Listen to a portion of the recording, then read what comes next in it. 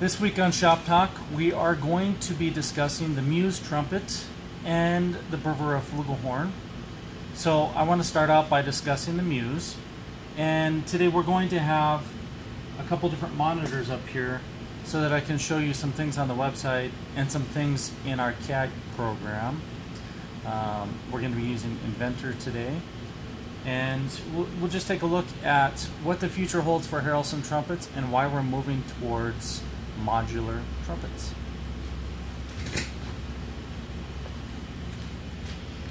First, I want to look at our website and give you an idea of where to find the newest innovations on Harrelson trumpets. So we're going to go to this monitor here, and if you end up on the website harrelsontrumpets.com, click through until you get to this page right here, which should be fairly easy. Variable performance.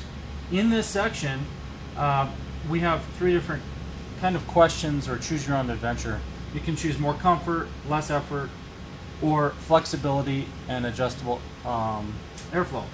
So each of these will take you to a different part of the website that helps you improve your playing either through a mouthpiece or added efficiency or our variable performance system. We're going to discuss those another time. Right now, we're going to go up to Instruments, which is right here in the middle, and then we're going to go down to, well, let's just click on Instruments first. We'll do that. So when you're on Instruments, you can come down here and see the different series of instruments. We've got Summit, Limited Editions, Summit Midnight, and then our newest models are down below that. And those include the X Series, HT6, Bravura, and the Piccolo trumpet. So we got the Flugelhorn and the Piccolo. Today we're going to be talking about the Flugelhorn a little bit, and the Muse trumpet, which we have one of the braces up here on this screen. So the Muse trumpet, as you see, is not in this section. If we click on Limited Editions, then and here you could sign up for our email list. I would highly recommend you sign up for it because we will be sending all the updates, and we have in the past. Plus you get promotions, and you can participate in the Trumpet Challenge. We'll keep you informed on that. So you might want to sign up if you're not on our email list. But if we go down here, there's limited editions, the Summit 1, the Summit Midnight, and the Summit Art. Where we're going with the Summit is more and more towards the Muse, which means more and more modularity. However, the Summit series is going to stay. We are planning on keeping that. So if you want a full horn that's either soldered together or like really permanently put together and not modular, you'll still be able to get those for the foreseeable future, maybe for as long as I'm alive. But you see that there's no place for the Muse, and that's because we're going to do a special section just for the Muse trumpet as it is developed, and we're almost finished with the majority of the Muse trumpet.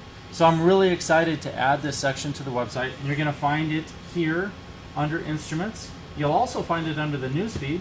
I'm going to click News, and I will be having posts, like regular posts, in terms of, hey, this is what's happening. But if you want to read the inside details of what's happening on the Muse trumpet, then under News,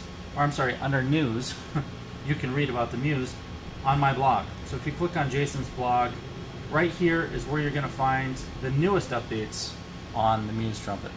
So let's go back to this monitor, and we're going to discuss a little bit about the bracing and the design concept of the Muse trumpets. If you don't know this already, I designed the original Muse trumpet as my first series of instruments back in the early 2000s. And since then, we've come a long ways. We've learned a lot of new technologies, worked with a lot of software, done a lot of lab testing, and a lot of real-world testing with thousands of clients from all over the world. And now we're to the point where we can really build almost anything we can imagine, and we're moving into territory of new materials, including different alloys of aluminum, stainless steel, in addition to brass, which we've always offered, and then titanium, Damascus steel, and maybe soon even Timascus, which is titanium Damascus.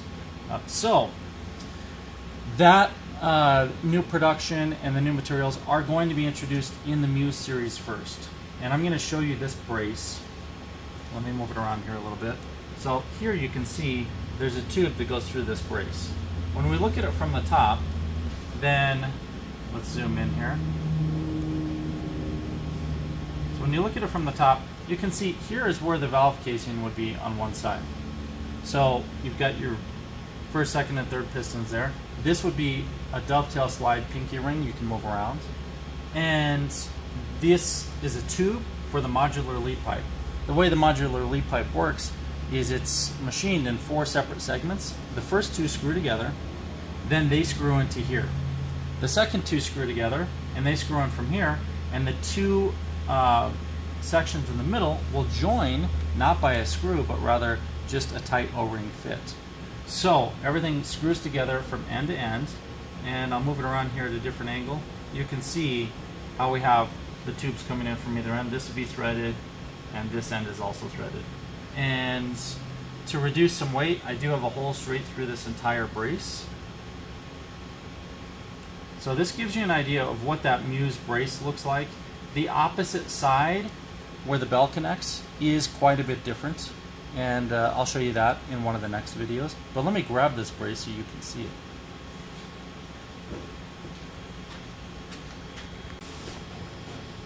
So once again, here is the Muse brace. And one thing I want to point out is this dovetail slide, which is going to be standard on the Muse series, and it'll be an option on the Summit series.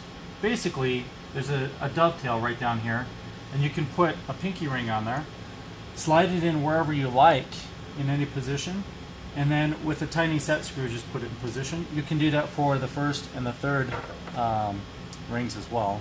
And we may have an option for underneath the thumb, or underneath the lead pipe, to have a thumb ring that's movable in here. So here is a 3D print of the brace, and in the next few days I will be machining, hopefully, the final version of this. Machining it has been quite a challenge because you have these overhangs, and when you are putting it in the machine as a solid block, it's pretty easy to cut all this stuff out. But when you get to this and to that, and to not have chatter, that's where things become a little bit of an issue. I think I've worked it out now, so we can machine this out of solid brass or stainless steel or aluminum. And we have a few different ways of attaching this to the valve casing. One will be, say, imagine my fingers are the valve casing. One will be just to solder it straight to there. Another way is to actually just use screws and some special epoxy that works with metal, so that we can put it together faster and easier, and then we can remove it if we need to. Like I was saying before, there's a hole straight through, so that does lighten it up quite a bit. And it is possible that we can put horns together with full 3D printed parts, because these are very strong parts.